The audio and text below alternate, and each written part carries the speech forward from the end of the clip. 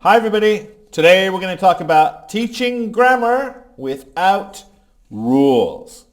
Impossible, you say? Well, kind of, but let's see what we can do. First of all, what is grammar? So grammar is the way words are arranged that creates some meaning. And we have to agree upon this arrangement. So rules and examples will demonstrate this agreed upon arrangement. For example, in English-speaking countries, we agree that she is a good student is correct. But in some countries, such as France or Spain, they may feel this is a better sentence. She is a student good. Neither of these is incorrect. It's just a different way of agreeing on it. So let's look at some basic grammar rules. So I'm going to first talk about how we express habitual actions or general truths. So we express these situations by using the simple present verb. So let's look at some examples. So the bus usually arrives at 9:30. That means every day the bus arrives around 9:30. He has piano lessons on Tuesday and Thursday morning. So every Tuesday, every Thursday morning. And lastly, they leave for school at 7 o'clock. So these are all using that simple present verb, simple present tense. Now if I want to express a future event, it's a bit different, right? I use will or going to. So for example, the bus will arrive at 9:30. He will have piano lessons on Tuesday and Thursday morning. Or they are going to leave for school at 7. Bye. Rules have problems. One of the problems is rules always have exceptions. Well, maybe not always, but usually there's going to be some exception to the rule. So let's talk about the rules we were just talking about. So simple present way to express the future. So even though simple present verbs are used for habitual actions, they can also express future, or they can be used to talk about future scheduled events. So replacing will or going to. For example, the bus arrives at 9:30. So I'm waiting for the bus. It should be here by 9:30.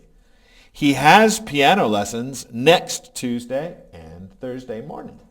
And lastly, they leave for school at 7. So now it's 6:30. I'm waiting for them to leave. You can see that these are all using the simple present tense. So that's a bit confusing, right? So I can look at these sentences and I can see, the bus arrives at 9:30. If I don't have some context, I'm going to be a little bit lost. I don't know what we're talking about. Am I talking about future? Am I talking about every day? Same for this one. They leave for school at 7. Every day or coming up? So it can cause a little bit of bewilderment. What are some other problems with rules? Well, I think the biggest problem is that it takes time and effort to learn the rules.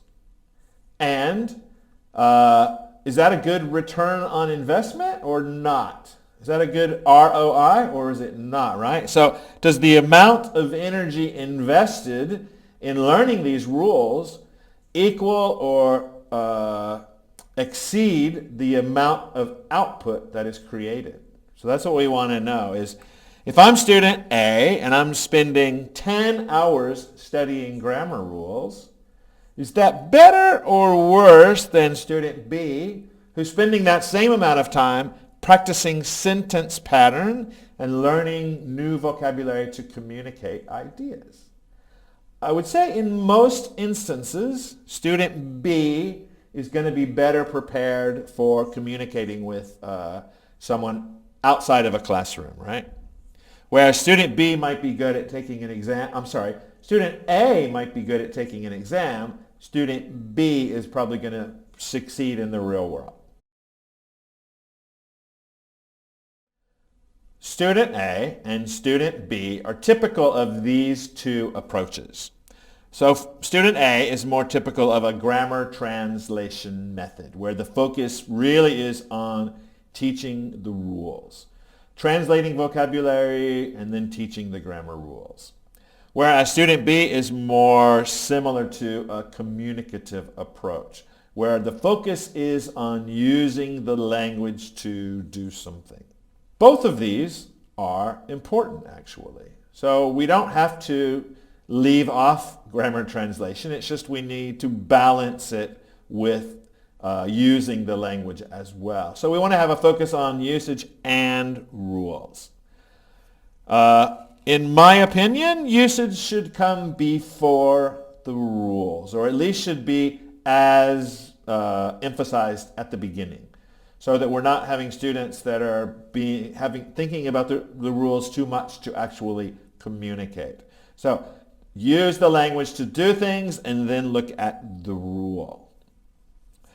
And then the grammar form may be emphasized before using the meta-language. So, or even instead of meta-language. So what I mean by meta-language is noun, verb, adjective, adverb. So I don't necessarily need to teach that noun plus verb plus direct object. I can teach the sentence that's actually using these instead. So one way we can do that is through the use of grammar tables. So grammar tables give you lots of options, right? You can see all that's happening, and there is some meta-language being used here, verbing, but that's actually the only meta-language being used. What I have is you are verbing or you are not verbing.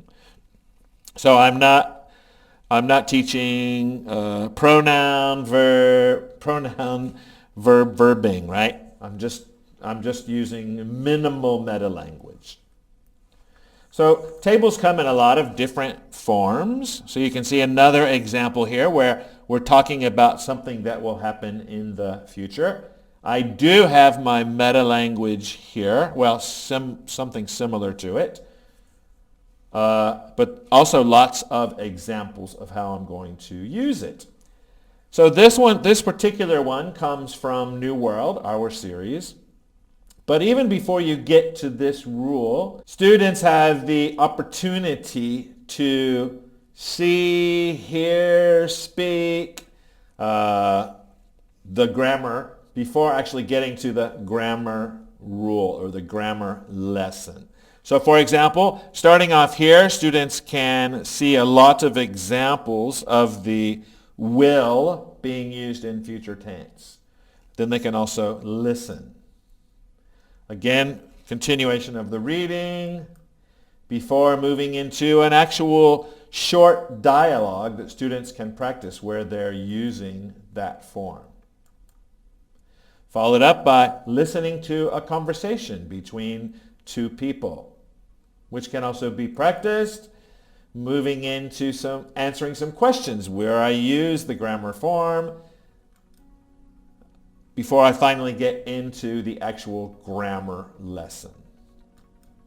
Following the grammar lesson, then we can have our more traditional grammar practice where we're filling in the blanks. So again, we're not leaving the rules out, we're just getting to the rules a bit later. Following up my rules by some writing practice, some speaking, and then another reading in which students will encounter the rules. Will encounter that form being used in a variety of ways. So how about you try it?